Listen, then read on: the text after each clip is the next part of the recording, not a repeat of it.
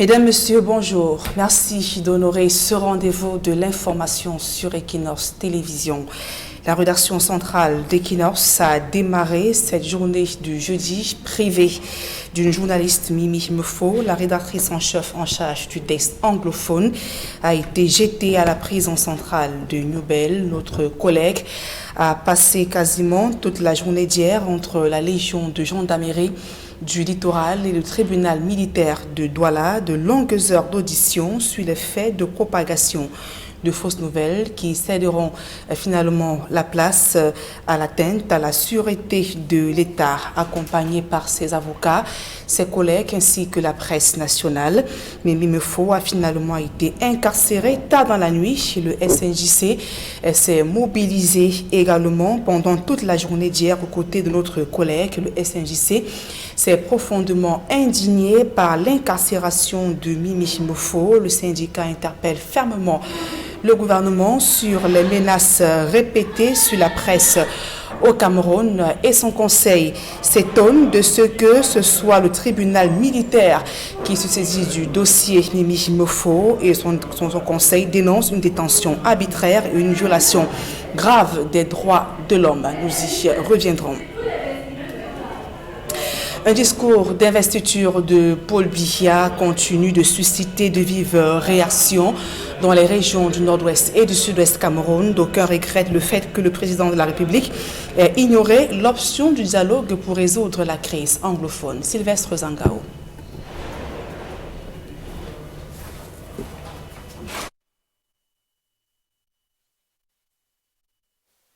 Différente du discours de prestation de serment de Paul Biya, où il demande aux sécessionnistes de déposer les armes. Pour Maître Emmanuel Achu, il n'y a pas d'évolution dans cette approche qui s'inscrit dans la continuité des déclarations de guerre du chef de l'État. Il a appelé les sécessionnistes à déposer les armes et il a dit que ceux qui veulent diviser le pays vont faire face, n'est-ce pas, à la rigueur de la loi. Il devrait changer de fusil d'épaule puisque la solution militaire n'a pas marché depuis 2 ans. Il aurait fallu que monsieur le président changeât de fusil d'épaule. Il faut que le chef de l'État, dans son nouveau mandat, essaye de rassembler le peuple camerounais autour de la table. Qu'il fasse asseoir tout le monde. Qu'il appelle ses fils, qu'il appelle ses enfants autour de la table et que nous examinions, n'est-ce pas, tous les problèmes de la nation. Le président de la République ne pouvait adopter meilleure posture, affirme Maître Julius Achu.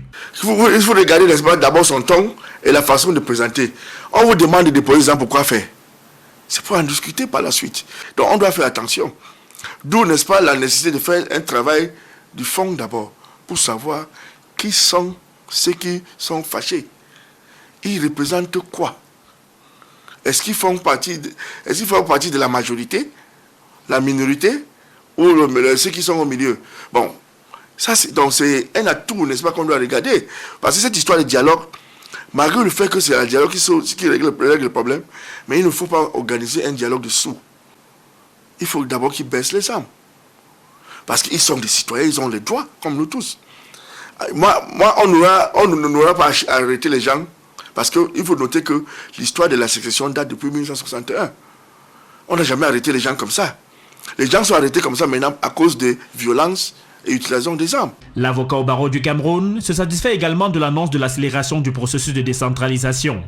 Également du fait que Paul Biya affirme prendre en compte les préoccupations de la jeunesse. Mixer la jeunesse dans la gestion des affaires de cet État. Et pour ces raisons, la jeunesse doit oser. Il ne faut pas rester caché derrière en pensant qu'on va venir vous chercher. Il faut montrer que vous existez. Donc il faut que le jeune participe dans la vie active de ce pays. Et désormais, je constate qu'il est allé vers l'ère de la modernité. C'est-à-dire que nous tous sommes contents, n'est-ce pas, des résultats. Vous savez, même les lois dans ce pays, lorsque ce soit voté, il faut des textes d'application. Donc lorsque le chef d'État a montré les grandes lignes, n'est-ce pas, c'est par la suite que les autres doivent suivre. C'est la modalité pratique de mettre en place tout ce qu'il a dit. L'accélération du processus de décentralisation pour impliquer les populations dans la gestion du bien public et marquer un pas important dans la résolution de la crise anglophone. Maître Emmanuel Achu reste perplexe. Monsieur le Président a créé tout un ministère chargé de la décentralisation. Depuis que ce ministère a été créé, on ne voit pas l'impact. Avant la création de ce ministère, ça fait des années qu'on parle de décentralisation. Le ministère et l'accélération du processus ne cadrent pas avec ce que notre Constitution a prévu. Parce que la Constitution prévoit que le Cameroun est un État unitaire décentralisé. Et les structures décentralisées de l'État sont les communes et les régions. Quelle est la raison d'être derrière la création des ministères qui contrôlent les communes? Cela ne peut pas être soutenable dans un système où la Constitution a été on ne peut plus clair. La formule, la bonne, pour résoudre la crise anglophone sera laquelle? Le mandat de Paul Biya est sans doute marqué par cette interrogation. Et les nouvelles orientations économiques du septennat des grandes opportunités peinent à convaincre certains experts sans données statistiques et des projections claires dont sur le discours d'investiture de Paul Biya. Ils ont du mal à voir l'horizon s'éclaircir pour l'émergence économique du Cameroun. Par contre, d'autres font de l'espoir en la réduction du déficit énergétique dans le but de relancer la croissance. Séverin Chouban, Donald Brice Kamgan. Dans le volet économique de son discours, Paul Biya s'est abstenu d'avancer des chiffres et des échéances de réalisation des objectifs énoncés, relève d'emblée Emmanuel Kounié. Un élément formel de légèreté, analyse l'économiste. Au commissaire pastoral de Bolova, nous avons eu des promesses précises. Rien n'a été fait. Je crois que peut-être c'est par rapport à tout cela qu'il n'a pas cru devoir, n'est-ce pas, nous dire des choses précises, parce que il nous a promis beaucoup de choses au commissaire pastoral de Bolova. Je crois qu'on ne va pas revenir dessus. Et juste la banque agricole et la réforme foncière et tout cela, rien n'a été fait à la date d'aujourd'hui. Donc je pense pour ma part qu'on a assisté à un discours sans panache. Le discours du chef d'État était la rhétorique habituelle. Le chef de l'État réélu promet le parachèvement des grands projets énergétiques engagés ça et là. C'est le signe annonciateur de plus d'énergie pour les industries, croit savoir par contre certains milieux d'affaires. Vous devez démarrer vos machines dans l'incertitude chaque fois, tout en pensant chaque fois que l'énergie ne pourra pas vous conduire jusqu'à terme d'une production.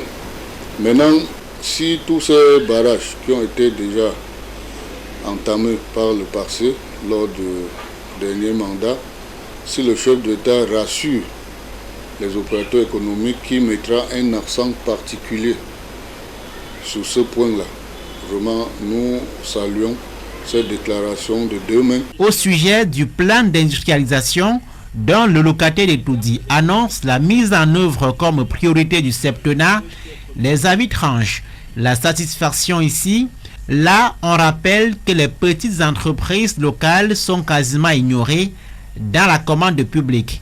Si vous créez une industrie maintenant pour fabriquer les chaussures de sécurité qu'on appelle les Rangers, et si vous êtes un bon couturier et vous avez de l'énergie pour fabriquer, et que, comme en 2016, l'État se permet d'acheter à l'étranger pour 92 milliards pour l'habillement des hommes en tenue, je veux parler des militaires, des gendarmes, des agents de eaux et forêts, des agents de l'administration pénitentiaire. L'État achète tout cela à l'étranger, alors qu'il y a des bons couturiers au Cameroun qui cousent parfaitement bien. Quand vous le faites, quand vous orientez la commande publique vers l'importation, alors vous ne pouvez pas penser que vous allez avoir une industrie qui tienne. Si on parle de produits agricoles, il faut bien mécaniser les champs et récolter en volume avant de penser transformer sur place. En une vingtaine de minutes, Paul Biya s'est par ailleurs proposé d'assainir les dépenses publiques afin de faire face à la grave crise budgétaire. Des promesses et d'autres minutieusement scrutées par les experts. Tout autre chose à présent, malgré une instruction présidentielle pour le recrutement des titulaires du doctorat PhD dans les universités d'État. Le processus traîne entre le ministère de l'Enseignement supérieur ainsi que la primature et la présidence de la République. Rien n'a véritablement bougé. Lasse d'attendre, ces jeunes enseignants ont manifesté devant le ministère de tutelle. Plus de précisions avec Aïk Cyril Élisée Borba. En toge pour certains et en blouse pour d'autres, les docteurs PhD réunis dans la cour du ministère de l'Enseignement supérieur à Yaoundé ne cachent pas leur amertume.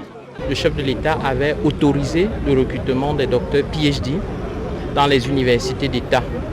Nous avons travaillé en collaboration avec les autorités du MINSUP sur le dossier technique, c'est-à-dire l'élaboration des critères de recrutement.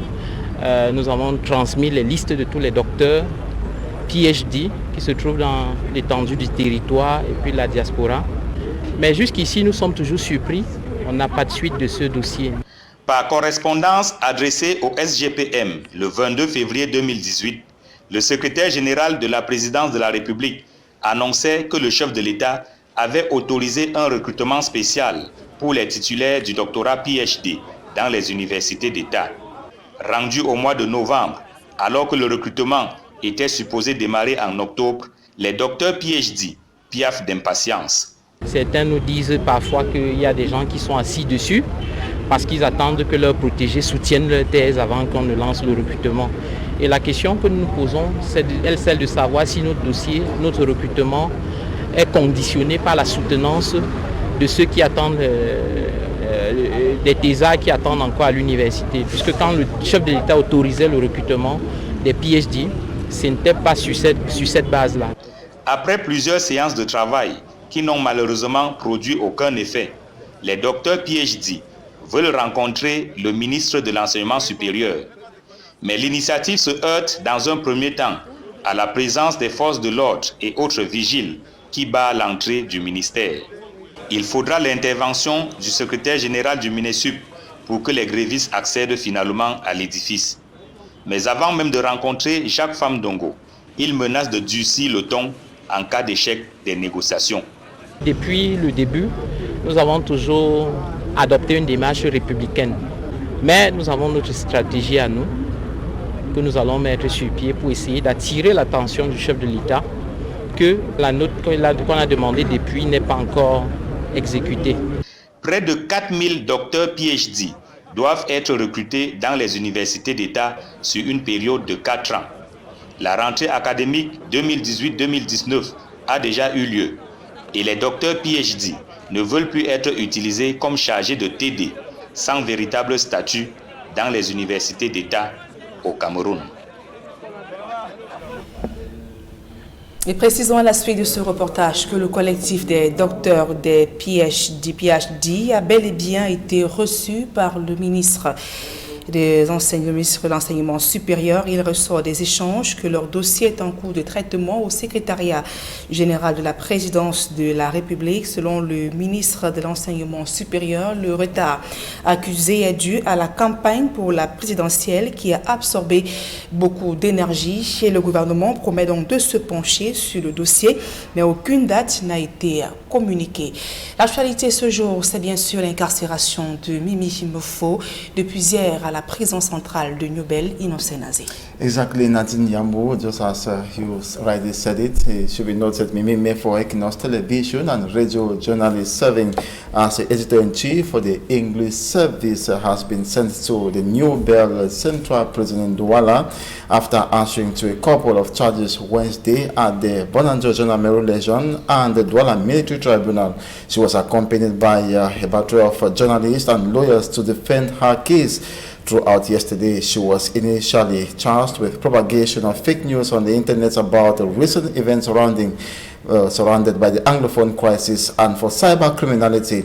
After these were defended with sources quoted, the state military prosecutor invoked another charge on Mimi Mefo, which is cited to be infringements to state security. She was later on told to sign a notification for remand in custody. Lawyers had argued that her supposed crime falls under civil offences and under Article 117 of the Criminal Procedure Code, which does not permit her imprisonment. Association of journalists have been pressing and calling on the government of Cameroon to release Mimi Mefo. And amongst the defense lawyers who were defending the case of Mimi Mefo was barrister Tamfo Richard of the Cameroon Bar Association and Nigeria. He spoke to Equinox Television shortly after Mimi Mefo was sent to the New Bell Central Prison. We were at the Legion in Bonanjo to respond or to answer to a convocation which Mimi was served with from the commander in second there. When we reached his office, he briefly read to all the charges that Mimi's investigations was required. And from those charges, we were able to picture out section 240 of the Penal Code, which is tagged as fake, false news. So he read Mimi's Facebook page, wherein she published a news with respect to the death of the American missionary, which she said probably has been caused by fire exchanges between the Republican Army and the secessionist group, and that probably the bullet came from the military, from the Cameroon military. And she indicated the source of her information. We went further with her interrogation on the other alleged charge, wherein they say that she had published 10 pictures with respect to the Bambili incident, which has been liked and disliked by people and shared by people. She recognized the post and said it was not by her wish that those likes were being made or it was being shared. So at that instance, we could only gather 2 offenses: false news and cyber criminality, which we all know that they are competent before the civil courts. The investigation was closed around 4 p.m. They said they were typing their statements. We were all surprised. Why that emergency? We said, well, if we have to wait, no problem. Around 6, the colonel brought to us a form that Mimi has to sign, and that form was her police custody. We objected to it and said, no, it is not called for. We said, no, the offenses for which Mimi Mefo is being investigated for or suspected to have been committed clearly provides that she can be granted bail under sections 117 of the Criminal Procedure Code. So we refused on that. And they went and they were brainstorming and came back, said, we have to meet the military state prosecutor. We were surprised around 8 that we have to go and meet the military state prosecutor. We wanted to know why were we to meet him. The offenses for which Mimi is being tried have no military connotation. They insisted, and we discovered that probably it's because the file came from the military tribunal and that they had to report to him the circumstances of the investigation. We said, okay, there was no problem going to him. When we arrived, the military state prosecutor, we were kept at his secretariat, and we have to insist that we want to meet him. He was surprised to even know that we were coming, meaning that everything already was planned. When we reached his office, the tune of the offenses that we came with changed, and they started saying that Mimi is being charged for acts of terrorism or being charged under the terrorism law, that Mimi Mefo has caused, or her information has caused, injury to the integrity of the state. We're all surprised with those new facts just coming in. And we tried to buttress all the legal arguments and even the international treaties that Cameroon has ratified. All was falling on deaf ears. We were understood that things are getting worse, and at around 10:30 p.m., we saw an escort of around 4 heavily armed gendarmes who came to handcuff her to drive her to the New Bell prison. As a lawyer, I am really very confused because I don't understand the evidence against Mimi Mefo that warrants her appearance before the military tribunal. In the file, we're not able to see any direct evidence for a civilian like her, who is not a military personnel, to be tried before the military court. They informed us that she will appear in court on Monday, and we shall remain to support her in the defense. Her trial and her detention are illegal on illegal allegations. They have not had sufficient elements to warrant her custody. We're not presented with such. She gave an information and she provided the source. They will leave the source and they attack her. So if this is not an attack maybe to English-speaking journalists, how will I coin it? So to me, I think there are not enabling the press to freely exercise its duties, then what else of a normal citizen of the society? We believe that there is a very gross violations of some fundamental rights which are even enshrined in our constitution. Freedom of speech. We have ratified international conventions which today they want to make me believe as a lawyer that Cameroon is not a state of law, because I, who is even speaking today, I don't know if I won't be arrested. And we tell you equally how the 79 students of the Presbyterian Secondary School Nkwen in Bamenda-Turi, northwest region of the country, have so far regained their freedom from their abductors. That was early Monday. It should be noted they were freed yesterday. And the governor of the northwest region, Adolphe Lafrique for the Ben, who received them, granted a press conference shortly after, and equally thanking the efforts made by the Cameroon Defense and Security Forces to ensure their safe return to their respective homes as well as the institution. It should be noted authorities of the PSS Nkwen in a release saying it's not the first time the students are abducted by unknown gunmen and later released. They advanced the previous case of October 21st when 11 students were picked up and later freed. Let's now have an excerpt of the Northwest Governor, Adolphe Lafrique. He spoke during a press conference he granted to reporters.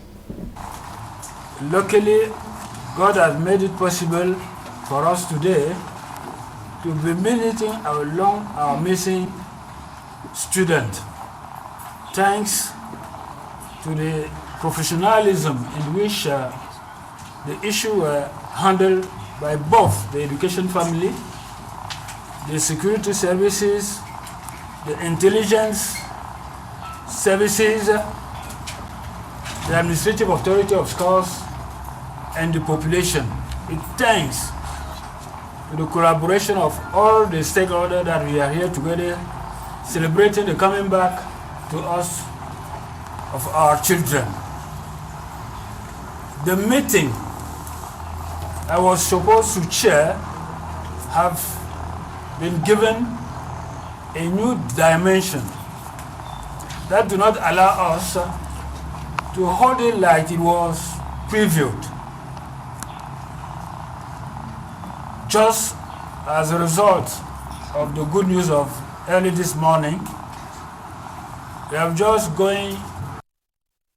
That was Adolphe Lafrique, governor of the Northwest region, speaking there shortly after the return or the release of the 97 students of the Presbyterian Secondary School in Nkwen, Bamenda Northwest region. That ending this edition of the 9 a.m. bilingual newscast on Equinox Television.